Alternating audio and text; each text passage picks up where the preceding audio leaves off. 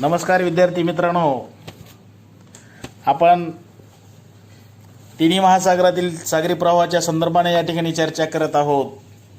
मागच्या 2 तासिकेमध्ये आपण पॅसिफिक महासागरातील सागरी प्रवाह आणि अटलांटिक महासागरातील प्रवाह या संदर्भाने चर्चा केली. त्या ठिकाणी आपण त्याचे 3 गट पाडले होते. त्या माध्यमातून आपण त्या ठिकाणच्या त्या गटातील जे काही प्रवाह आहेत त्या प्रवाहाच्या संदर्भामध्ये चर्चा केलेली आहे. आज आपण हिंदी महासागरातील सागरी प्रवाहाच्या संदर्भानं या ठिकाणी पाहणार आहोत. हिंदी महासागरातील सागर प्रवाहाचे स्वरूप अटलांटिक व पॅसिफिक महासागरातील सागरी प्रवाहापेक्षा भिन्न प्रकारचे आहे. दक्षिण हिंदी महासागरात समुद्राचे प्रवाह साधारणपणे त्याचं समुद्र प्रवाहाचे सर्वसाधारण त्याचे चक्र पाहावयास मिळते. तर उत्तर हिंदी महासागरात ऋतूनुसार बदलणाऱ्या वाऱ्याच्या समुद्र प्रवाहाच्या दिशेने त्याकडे कसा परिणाम होतो याचे जगातील ते एकमेव उदाहरण त्या ठिकाणी मानले जाते. हिंदी महासागरातील प्रवाहाची चर्चा करत असताना पुन्हा आपणाला त्या ठिकाणी 3 गट त्या ठिकाणी विभागणी करावं लागेल. 3 गटामध्ये त्याचं आपणाला वर्गीकरण करता येईल. मागचे जसं आपण 3 गट पाहिले होते त्या पद्धतीनं हिंदी महासागरामध्ये सुद्धा विषुववृत्तीय हिंदी महासागरी प्रवाह, उत्तर हिंदी महासागरातील प्रवाह आणि दक्षिण हिंदी महासागरातील प्रवाह अशा प्रकारे या ठिकाणी त्या ठिकाणी गट पाडता येतील. त्यातला पहिला भाग आहे विषुववृत्तीय हिंदी महासागरातील प्रवाह. विषुववृत्तीय सागरी प्रवाहामध्ये खालील 3 प्रवाहाचा त्या ठिकाणी समावेश होतो. त्याच्यामध्ये उत्तर विषुववृत्तीय प्रवाह, दक्षिण विषुववृत्तीय प्रवाह आणि विषुववृत्तीय प्रतिप्रवाह यांचा त्याच्यामध्ये समावेश होतो. त्यातला पहिला प्रकार आहे उत्तर विषुववृत्तीय प्रवाह. हिंदी महासागरातल्या पहिल्या गटामध्ये जो काही पहिला गट आहे तो आहे विषुववृत्तीय हिंदी महासागरातील प्रवाह. त्यातल्या मुख्य 3 प्रवाहापैकी पहिला प्रकार आहे उत्तर विषुववृत्तीय प्रवाह.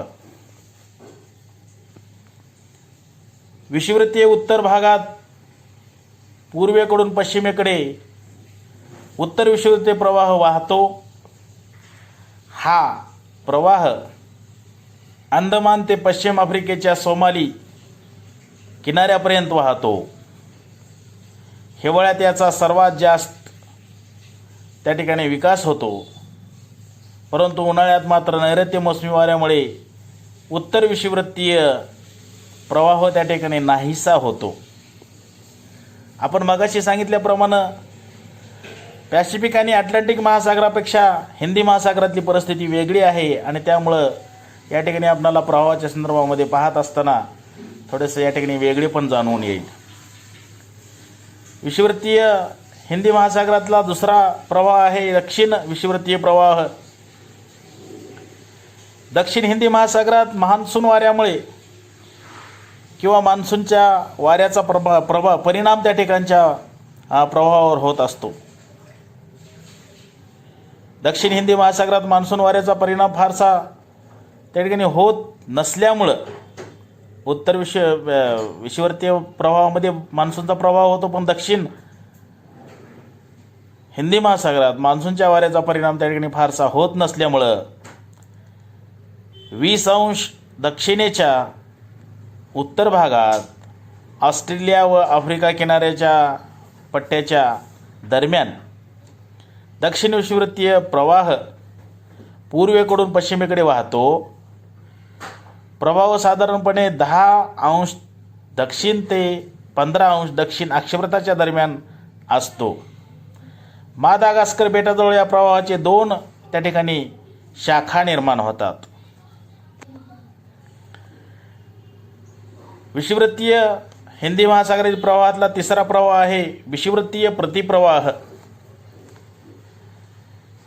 उत्तर विषुववृत्तीय प्रवाह आणि दक्षिण विषुववृत्तीय प्रवाह यांच्या दरम्यान पश्चिमेकडून पूर्वेकडे विषुववृत्तीय प्रतिप्रवाह वाहतो.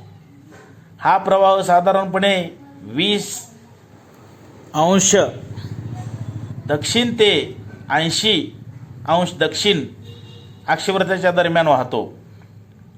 20 अंश दक्षिण ते 80 अंश दक्षिण अक्षवृत्ताच्या दरम्यान हा प्रवाह वाहतो. उत्तर हिंदी महासागरात हिवाळ्यात वाहणारे ईशान्य मोसमी वारे विषुववृत्ताच्या दक्षिणेकडे आल्यामुळे विषुववृत्त प्रतिप्रवाहास त्या ठिकाणी गती प्राप्त होते. परंतु उन्हाळ्यात मात्र उत्तरेकडील नैऋत्य मोसमी वाऱ्यामुळे हा प्रवाह नाहीसा होतो. मुख्य गटापैकीला दुसरा गट आहे उत्तर हिंदी महासागरातील प्रवाह. उत्तर हिंदी महासागरामध्ये प्रामुख्याने उत्तर हिंदी महासागरातील प्रवाहाच्या दिशेवर मान्सून वाऱ्याचा प्रभाव आढळून येतो. यामुळे उत्तर हिंदी महासागरामध्ये खालील फक्त 2च प्रवाह त्या ठिकाणी किंवा प्रवाहाचं चक्र त्या ठिकाणी आढळते.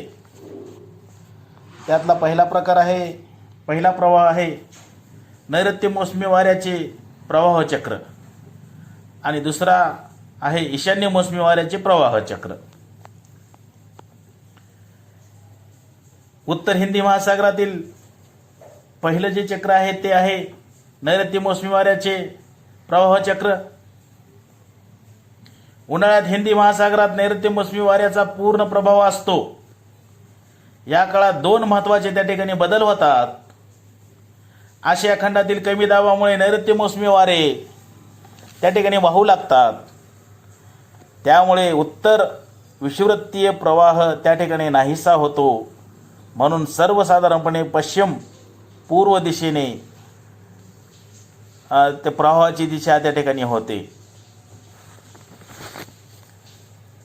उत्तर हिंदी महासागरात उन्हाळ्यात नैऋत्य मोसमी वारे साधारणपणे मे ते ऑक्टोबरपर्यंत वाहतात. आफ्रिकेच्या पूर्व किनाऱ्याजवळून सोमाली प्रवाह उत्तरेकडे वाहू लागतो. नंतर तो अरेबियाच्या किनाऱ्याजवळून अरेबिया प्रवाह नावाने त्या ठिकाणी ओळखला जातो. नंतर भारताच्या पश्चिम किनाऱ्यालगत त्या ठिकाणी वाहून श्रीलंकेला वळसा घालतो आणि भारताच्या पूर्व किनाऱ्यास समांतर वाहू लागतो व पुढे सरकतो.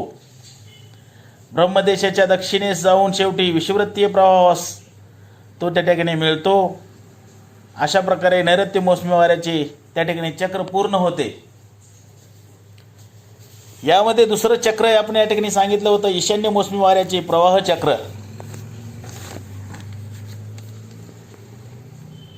विद्यार्थी मित्रांनो, या काळातील समुद्र प्रवाहाची दिशा उन्हाळ्याच्या नेमकी उलटी असते. हिवाळ्यात ईशान्य मोसमी वारे वाहत असल्याने प्रवाहावर त्याचा प्रभाव आणि परिणाम होतो.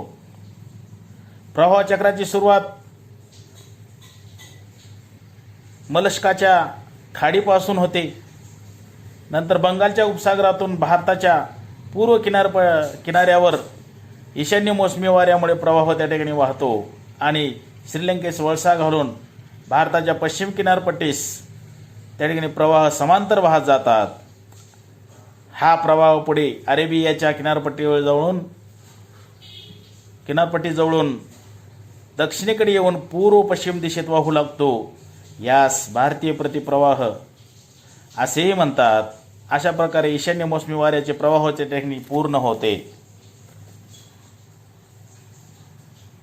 हिंदी महासागरातला तिसरा गट आहे महत्त्वाचा दक्षिण हिंदी महासागरातील प्रवाह किंवा दक्षिण हिंदी महासागरी प्रवाह. दक्षिण हिंदी महासागरात समुद्र प्रवाह ठराविक दिशेने जवळजवळ वर्षभर वाहतात. हिंदी महासागरात खालील प्रवाह किंवा पुढील प्रवाह त्या ठिकाणी आपल्याला सांगता येतील. त्याच्यामध्ये 5 प्रवाहाचा समावेश होतो. मादागास्करचा प्रवाह, मोझांबिक प्रवाह, अगुल्लास प्रवाह, पश्चिम ऑस्ट्रेलियन प्रवाह, पश्चिमी वाऱ्याचा प्रवाह. पहिला प्रकार त्या ठिकाणी प्रवाह पाहत असताना दक्षिण हिंदी महासागरामधला तो आहे मादागास्करचा प्रवाह. हा उष्ण प्रवाह म्हणून त्या ठिकाणी ओळखला जातो. दक्षिण विषुववृत्त प्रवाह मादागास्कर बेटापर्यंत आल्यानंतर त्याच्या 2 शाखा होतात. यापैकी एक प्रवाह दक्षिणेकडे मादागास्कर बेटाच्या पूर्व किनाऱ्यावरून वाहतो, म्हणून यास मादागास्कर प्रवाह म्हणतात. मगाशी म्हटल्याप्रमाणे हा प्रवाह कसा आहे? उष्ण प्रवाह आहे. दक्षिण हिंदी महासागरातला दुसरा महत्त्वाचा प्रवाह आहे तो मोझांबिक प्रवाह. दक्षिण विषुववृत्तीय प्रवाहाची दुसरी शाखा आफ्रिकेच्या पूर्व किनाऱ्याजवळून वाहते आणि ती आफ्रिकेतील मोझांबिक देशाच्या किनाऱ्याने वाहत असल्यामुळे त्यास मोझांबिक प्रवाह म्हणतात. हा उष्ण प्रवाह आहे. सर्वसाधारणपणे 11 ते 30 दक्षिण अक्षवृत्ताच्या दरम्यान हा प्रवाह वाहतो. दक्षिण हिंदी महासागरातील प्रवाहातील तिसरा प्रवाह आहे अगुलास प्रवाह. मादागास्कर प्रवाह व मोझांबिक प्रवाह दक्षिणेस एकत्र येऊन आफ्रिकेच्या पूर्व किनाऱ्याजवळून वाहत होतो, त्या ठिकाणी वाहत जातो. त्यास अगुलास प्रवाह असे म्हणतात. आफ्रिकेच्या दक्षिण टोकापर्यंत हा प्रवाह उष्ण प्रवाह त्या ठिकाणी वाहत जातो व तेथे पश्चिमी वाऱ्याच्या कक्षेत आल्यामुळे पूर्वेला वळतो आणि अंटार्क्टिक प्रवाहात तो विलीन होतो. त्यातला चौथा प्रवाह आहे पश्चिमी वाऱ्याचा प्रवाह. अटलांटिक व पॅसिफिक महासागराप्रमाणे या महासागरातही दक्षिण भागात पश्चिमी वाऱ्याच्या म्हणजेच आर्कटिक प्रवाह पश्चिमेकडून पूर्वेकडे वाहतो. या प्रवाहाचे ऑस्ट्रेलियाजवळ 2 शाखा त्या ठिकाणी निर्माण होतात. अशा प्रकारे दक्षिण हिंदी महासागरात दक्षिण विषुववृत्तीय प्रवाह, मादागास्कर प्रवाह, अगुलास प्रवाह, पश्चिम वाऱ्याचा प्रवाह व पश्चिमी ऑस्ट्रेलियन वाऱ्याचा प्रवाहामुळे त्या ठिकाणी तिचे चक्र पूर्ण आहे ते पूर्ण होते. आणि या ठिकाणी आपण हिंदी महासागरातील प्रवाहाच्या संदर्भानं या ठिकाणी चर्चा केली. हिंदी महासागरामध्ये सुद्धा 3 गटाच्या माध्यमातून आपण चर्चा केली. या 3 गटामध्ये आपण पहिल्या गटामध्ये जो काही विषुववृत्तीय हिंदी महासागरी प्रवाह त्याच्यामध्ये 3 प्रवाह पाहिले. उत्तर विषुववृत्तीय प्रवाह, दक्षिण विषुववृत्तीय प्रवाह आणि विषुववृत्तीय प्रतिप्रवाह. दुसऱ्या गटामध्ये उत्तर हिंदी महासागरामध्ये जे काही प्रवाह आहेत त्याचे चक्र जे आहे ते चक्राच्या संदर्भात आपण चर्चा केली. एक आहे नैऋत्य मोसमी वाऱ्याचे प्रवाह चक्र आणि दुसरं आहे ईशान्य मोसमी वाऱ्याचे प्रवाह चक्र. त्याच्यानंतर शेवटच्या गटामध्ये दक्षिण हिंदी महासागरामध्ये एकूण 5 प्रवाह असलेले आपल्याला पाहावयास मिळतात. मादागास्कर प्रवाह, मोझांबिक प्रवाह, अगुलास प्रवाह, पश्चिम ऑस्ट्रेलियन प्रवाह आणि पश्चिमी वाऱ्याचा प्रवाह या संदर्भानं आपण या ठिकाणी आज चर्चा केलेली आहे. त्याच्यामध्ये आपण या ठिकाणी 3 महासागरामधल्या प्रवाहाच्या संदर्भानं चर्चा केली. 3 महासागरामध्ये कोणकोणते सागरी प्रवाह अस्तित्वात आहेत याही बाबतीत त्या ठिकाणी आपण माहिती घेतलेली आहे. आज या ठिकाणी आपण थांबूयात आणि नंतर पुढचा भाग पुढच्या तासिकेला घेऊयात. धन्यवाद.